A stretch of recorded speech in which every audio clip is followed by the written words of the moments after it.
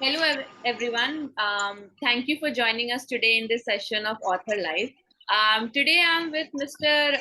Joydeep, and we're going to talk about his book Neem Baba. So I'm just going to give it away to Mr. Joydeep to introduce himself and also his book to the audience. Uh, Hi SV, thanks and gratitude for the introduction. I'm an author from West Bengal and I currently reside in Bardwan. I've written 20 plus books and the Neem Baba is my latest book. Right. It's a fast-paced medical thriller. It has some insights on Indian healthcare industry and it has also some insights on Indian environmental scenario. Mhm. Right. You mentioned that the book is a medical thriller, so we will get to discussing the book itself. But before we start, could you elaborate a little on that? Because this is something, this is not more of a heard term in the publishing industry, or maybe for the audience. Yes, I think that there were a lot of medical thrillers on, I have read on UK and US, and Mm-hmm. basically this is all surrounded around healthcare industry. Mm-hmm. Sometimes the situations, the stories are like the organs are missing or something. In India also there was some OTT stuff which has come up, and recently there was an OTT picture which came up on healthcare on medical thriller. So it's a kind of medical thriller. So this is medical thriller is a thriller kind of which is involved with the healthcare industry. Mm-hmm. So that is the generic. It's thriller specific to the healthcare industry, and Neem Baba is specific to healthcare industry. Okay. So we see that, so that's why it's a medical thriller. Right. So, what inspired you to write this book? Now that's a very, it's a very interesting question because you can see this book. This is like, you have a large neem tree. This is the Yes. Neem Baba book, and there's a temple on there, right? Mm-hmm. And so, you know, the and the book is published by the wonderful publisher Ukiyoto. You can see that there Yeah. is there, and the back the logo is there, right? And so, you know, uh, before I go little on that aspect, because that's a very elaborate question. I am basically looking after an healthcare NGO, right? So I last 2 years we have faced a number of challenges, Right. and one of the challenge, if you see the India's past COVID wave, when it came, Mm-hmm. it was we have some extraordinary results. I mean, if you look at it, the kind of spending we do on healthcare. Mm-hmm. Uh, if you look at United States, they spend 17% of their GDP on healthcare, Mm-hmm. whereas India spends 3% of their GDP. Oh, sorry, 1.5% of the GDP in healthcare.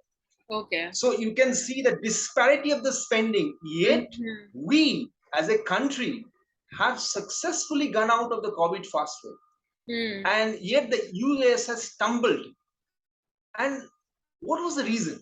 Mm-hmm. One of the reason is that we from ages had the practice of alternative medicine. Mm. People used to take neem tea. There were our grandmothers used to have their recipes. When we Right. have common cough, the Mm-hmm. grandmothers used to come with their recipe that you have to take these and these and these and these. Mm-hmm. And it's not that mainstream healthcare, because we don't have that capacity. If all the people will be infected and if all this will run on the hospitals, then our hospitals cannot bear that you know Mm. so we don't have that infrastructure. But these grandma's recipes Mm. was actually helpful for us to go across the COVID fast. Mm. It was the second wave we tumbled. One of the reason is because second wave is an emergency. All the people were having emergency problems. Mm-hmm. If you look at, there was oxygen crisis, there Mm-hmm. were crisis on breathing problems. So this was Mm-hmm. not there on the fast wave, and we could handle things with alternative medicine. Mm-hmm. Now, in the alternative medicine model, we cannot handle emergency treatment. That is where you need oxygen cylinders. You need, when your oxygen saturation falls, you need oxygen cylinder, which was not there. So in the second wave, we tumbled. Mm-hmm. And so we have to see that because of we had a strong alternative healthcare system, we Mm-hmm. had successfully covered the first wave. And the True. second wave, we don't have the mainstream healthcare to handle. This was not, you cannot handle a patient which is having problems with oxygen saturation with alternative medicine. It's not possible. Mm-hmm. So then the second wave will tumble. And so in this book, what was inspired me to, in this time, in this 2 years time when we go through, because we are in healthcare NGO, we had to be, both on uh, field and also on talking to people, international experts, and most of the time we don't know about things. We Mm-hmm. don't know how to address, what to do, what, and there were people who were all guessing. And so we have to talk with people, we have to make white papers, we have to think, because it was an unknown thing for us. Mm-hmm. And as a healthcare NGO, we had a lot of pressure. Our volunteer size was, we had a very small size of healthcare, operation, probably 4 or 5 people, and we grew to around about 30 people. When the big times of COVID, there were people literally coming from different countries and supporting us and telling us, they were volunteers were joining on their own and saying that we want to help. Tell me what can we do from Delhi, from different parts of the country. And we are discussing what to do. Even in the May and April, I would see that it was like every day we are having so many deaths and people were scared. The systems are breaking down. And we are having everyday discussion what to do. I Mm-hmm. mean, all this, we have gone through a period which is a period of horror Mm-hmm. and Yes. complete. And on sitting on the and going through that, you probably has gone through that disease, and all others have gone through that. We know what is it. And so I thought that we need to approach healthcare in a different way. I mean, this is the fast inspirations behind this book. Mm-hmm. Probably we need to go back and say that we have our own capacity Mm-hmm. to heal ourselves. That was the message which book tries to give. We have our capacity, we have a self-healing capacity. In fact, the model of vaccine is like that. It tries to instigate your immunity. So Right. you yourself can also have this. And this was also our, if you look at homeopathy, if you look at alternative healthcare models, Mm-hmm. they were not trying to go and trying to give something from a to trying to solve problems in a very short term. Mm-hmm. They were trying to instigate your own immunity, that you yourself try to fight the disease which you are in. So Mm, this was right. which inspired me, and I was looking for case studies, I was looking for doctors, I was looking for people who have been done it. Mm-hmm. And then I came across to a man. A man was in, what do you say? The man was the father of integrative medicine in India. His name is Dr. C.P. Matthews. Okay. He was from Kottayam Medical College. He's from far in the south. He's an oncologist, very famous oncologist. He died just in 2021. He Uh-huh. was all there on the COVID, and his life inspired me. One of the reasons is that if you look, he was practicing medicine in his practice oncology. In 1983, what happened is that he found that he was not able to solve a lot of severe cases Mm-hmm. by using his methods and things and like that.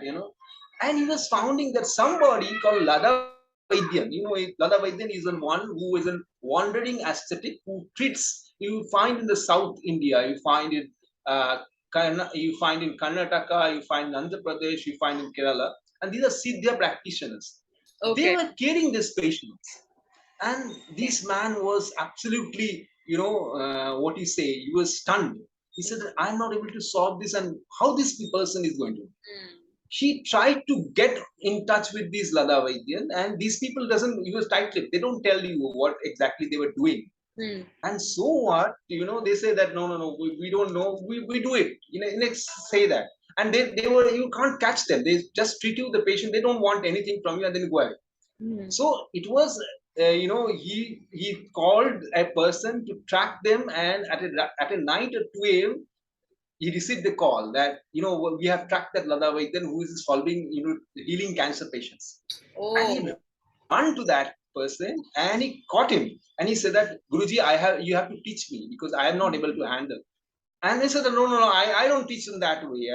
And so he actually did something which is extraordinary. He left his entire, oncology practice, and he took and robes like a sannyasi, and Oh. he started going around him to learn the art of Mm-hmm. this Siddha medicine. And later he came back. Later he came back after learning from him. Later he came back, and he actually cured a lot of people from cancer. So he is a very famous doctor.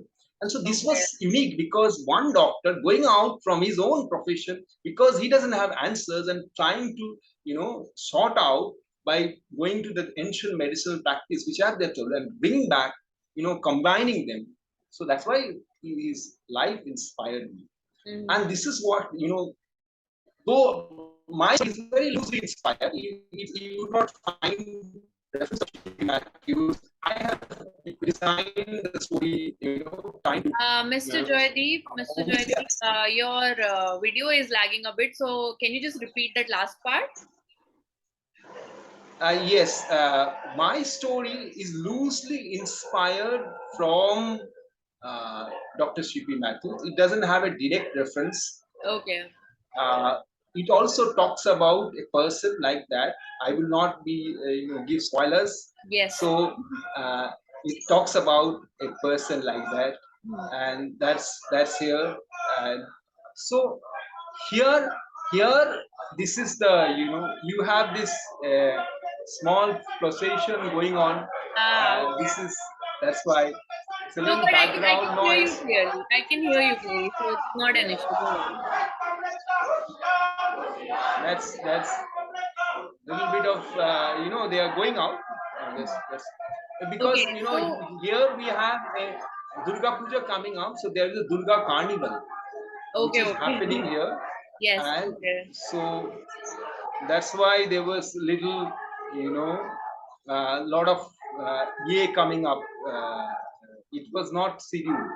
So now, what I was coming back to that point, that it is it is loosely inspired. My book Neem Baba is loosely inspired from Dr. Sim. We don't have a direct reference, Mhm. but we have some ideas, which is basically a doctor who is very compassionate towards the patients, Right. and then he comes out. Okay, So, so I mean, that, the fact that you've given me such an extensive um, uh, behind story to the book itself, I can now connect a lot of these things to the book as well. Obviously, I'm not going to give any spoilers, but I feel like there's this juxtaposition of rural and urban, and especially in technology, like you already mentioned in the real life story that you told me about an oncologist. So I feel like that's also reflected in the book itself.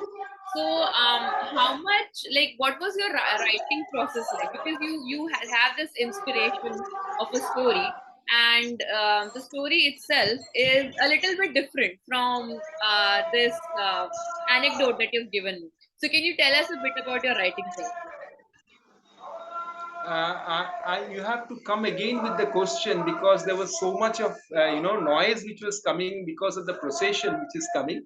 So can you repeat the question? So I just wanted to know the writing process for you for this book. You see, I am a more of a kind of, there are writers who basically writers who basically plan a lot and try Mm-hmm. to structure and try to put every chapter in account. Mm-hmm. Whereas I have done my writing course, from one is from Open University and from British Council, Mm-hmm. and both of them teaches this way. While I started writing, I felt that it becomes a lot an obstacle if you try to write like that. So I'm a kind of time star kind of writer. I don't plan anything. I try to go on the wave and try, because there's two things. Earlier when I was writing, I was from a management field. I Mm-hmm. was an alumni of IIM Calcutta. I was teaching there, so I had this stupid kind of management kind of approach on writing. I used to plan everything, chalk it everything, and open everything. Right. Then I used to stop, and nothing happens. For days and days, I Yeah. planned and planned and it stopped. Then I said the writing doesn't happen that way. Then I found that if I let kind of the consumed by the characters, consumed by the story, then it automatically happens. So I changed my approach, and before, say, I completed my course in 2015, and period of 3 years or 4 years, I have not written something very oathful. I Okay. was just trying to follow their model, taking notes. They were realistic. They have given realistic writing phenomena. They are more of realistic thing, and they write. Their teachings are more realistic. So I take notes and try to sum up that notes, plan, and do all the stuff. And you say, I don't write anything with that. It doesn't matter. Then I came with the work of Salman Rushdie. And Rushdie's writing was one thing. On the reality, he put up a lot of magical elements. You find you are in reality, and at the same Okay. time, you find you are in the magic, some Okay. space which is in reality, but is not in reality. Though in this book, I have not tried that convention, but that was kind of which inspired me. I started think writing in a different way. I tried to rather go to the character and let that inspiration, not with coming planning, that stupid approach, but to wait that inspiration to come in their own way, and to give them a little bit of space. Because when you try to put a lot of planning, your space gets consumed. You can't think in a creative way. So I have changed recently. I have changed my style, and it has been very productive for me. I've been bringing out stories after stories, one after another, just because like that. Oh, Because okay. I think stories, because of this reason, I think stories comes from a very different plane, which is not real, which is also not unreal. I mean, it's a middle plane. This can be very different for different person, but this is what it brings me, because I have tried out many ways, and the stories never came out. I have tried, planned, chop, all Yes, things. and also, Mr. Joydeep, I feel like this is such a realistic advice even for people who might be watching this and who might want to try their hand at writing. Because, like you mentioned, you've been changing your writing styles and you've been getting inspired by different types of writing, and also you let inspiration hit you. And the whole process itself isn't just one formulaic process. So I feel like this is definitely something, I mean, very realistic, I feel like, when it comes to writing. And because you're mentioning how, like, you're always inspired by different styles of writing. And because you yourself are such a prolific writer, you have so many books out in multiple genres. So, is social message something that drives your writing in general because of your profession? I think it's a very interesting question. It's a very apt question. Initially when I used to write, and when I used to, uh, what do you say? When I used to go up and pick up a project that I want to write on this, Mm. I was not. To be honest, I didn't. I was focused on the characters and the things, and the message was not at all which was I was thinking. But Okay. then what happened is that you know then these 2 years of COVID obviously has changed many things on me and many things on the world also, Mm-hmm. because I felt that most of the time, because we are seeing people in very desperate situations, Right. we were seeing everyday things which were so striking Mm-hmm. in such a way. I mean, much of my writing work actually began in this period, because earlier I don't have to get a lot of time to think and Okay. write.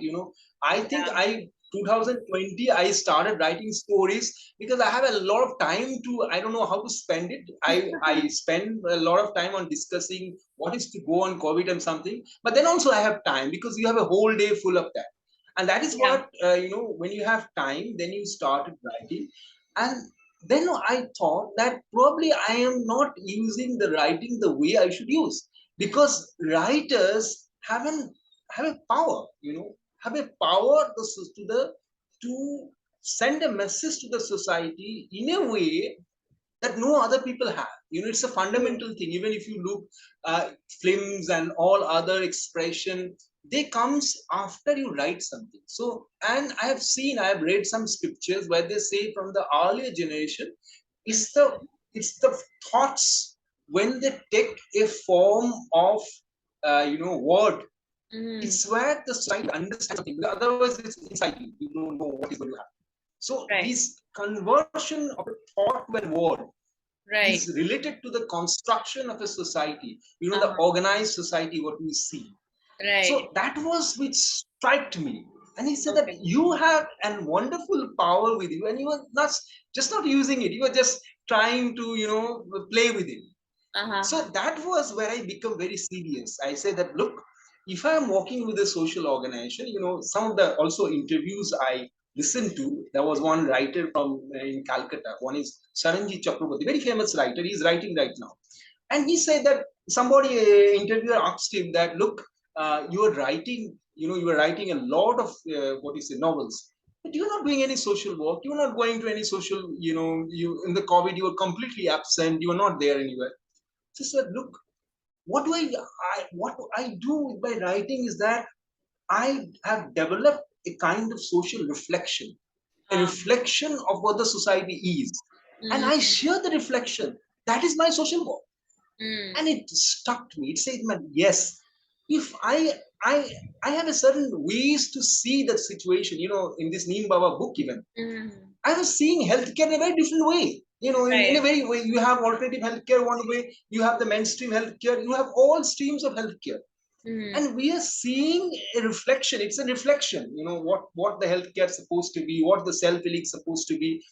There's a lot of layers on the story, and mm, you can go into each layer and find that this is the mainstream healthcare, this is the commercialization, this is where mm. you are coming up with alternative healthcare, and this is coming up with the self-healing. So all these you can tell much better by a story. Then True. you can tell, go to somebody and tell that, look, this is why it's problem. Nobody is listening. But today, the people read the story. Before that, before I have come and published, and we was in the publishing with the Ukiyoto, I was reading it into the different writing groups. I was reading in the Pune writing group. I was reading on different other writing groups. So what happened is that when they actually, we had to read, and there was like feedbacks which comes, Mm, right? And so all the writers are there, they give feedback. So what happened, we I this was a big story, so it has to be written in two days. So mm. fast day, I didn't realize that there was a doctor on the writer. Well, he was a doctor and he Okay. was a writer. Okay. So the the the the the woman was a woman doctor, was a practicing doctor, and he became very furious because the first chapter talks about a healthcare in a different way.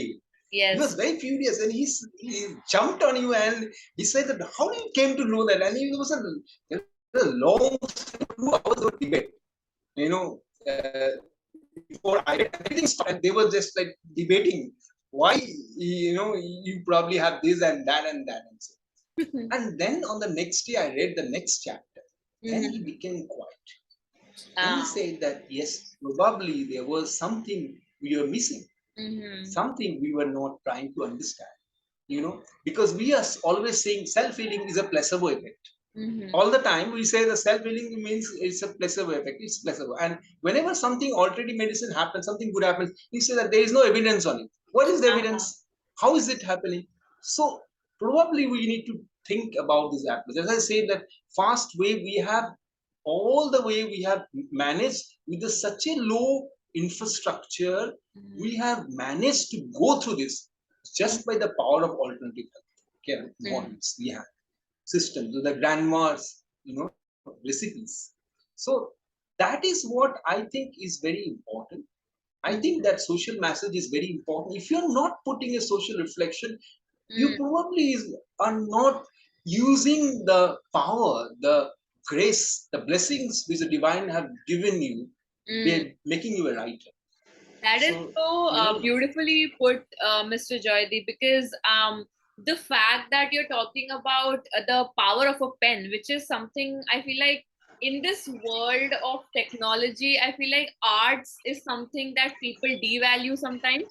But also, I mean, the pen itself has a power. And I also really like how you use, like you as a writer, use your pen to kind of reflect on our culture, because in these times, and just not just COVID but in general, I feel like culture and our ancient teachings is something that kind of people are kind of forgetting in a way. So the fact that you've written a book that kind of reflects all these things, and I also feel like you don't devalue Western medicine. I feel like you give the reality on both sides, not just ancient Indian medicine but also Western medicine. So I feel like the fact that you are able to put that social message in your writing is something which is very commendable. Thank you very much. Thank you very Um, much. okay. Mr. Joydip, we are in the last 5 minutes of our interview. So before we wrap up this session, I would like to give you a chance to just like maybe announce to the audience something related to your book, something they can look forward to. Yeah, the the book is going to be, we are going to have a major book launch program Yes. that is going to be uh, on Calcutta. Mm-hmm. It's in College Street. The College Street is the Asia's largest book hub. I mean, you can find all kinds of book there, all Uh, kinds of prices. I mean, I regularly visit there, and you find different prices. I mean, you can find a second-hand book. You can find you can sell back a book. So that's the Asia's largest hub of mhm. books. So I'm very thankful and grateful that Ukiyoto has organized a program, a book launch program there Yes. itself in Coffee House. Mm-hmm. Coffee House is what we say is a kind of Bengalis intellectual. If you look at all discussions happens there. Yes. I mean, even you can see the Satyajit Rai to all other people used to go Yes. to coffee house, discuss ideas, talk about ideas, and such Yes. a place. And Ukiyoto has organized the book launch of Neem Baba in such a place. So I think that all of the audience should come there, should enjoy the coffee there, should enjoy the discussion there. Mhm. And obviously, we will talk about Neem Baba, we'll talk about Yes. other books too. And I think that would be a wonderful gathering. That would be a Can wonderful you give year we us are a expecting, and date? Can that's you give us 25 September on 4 p.m. I think, okay. and it's a day of Mahalaya, so it's Mm-hmm. another big day for Bengalis, because that's the day which we think that Durga is arriving, and there will be a Yes. 10-day festival. So there is, and the in the book, in the Neem Baba book, we talk about a goddess Nimai, where the climax happens. Yes. And in the climax we see that Indian culture, you can see that neem is worshipped on some places like Secunderabad. You have a 300 old neem tree, Mm-hmm. and they worship that. And so in different places neem is worshipped as abode of goddess Durga, as a tree itself. And so there is a culture of neem tree, and as I say, the grandma's recipes, all of the grandma's recipe will, there will be one part, there will be neem. Yeah. So, uh, one way this program is going to show you on so many different ways, and so many different ideas are going to come. So, I welcome everybody, all the audience, to come and join, and we'll have a great time together. Yes.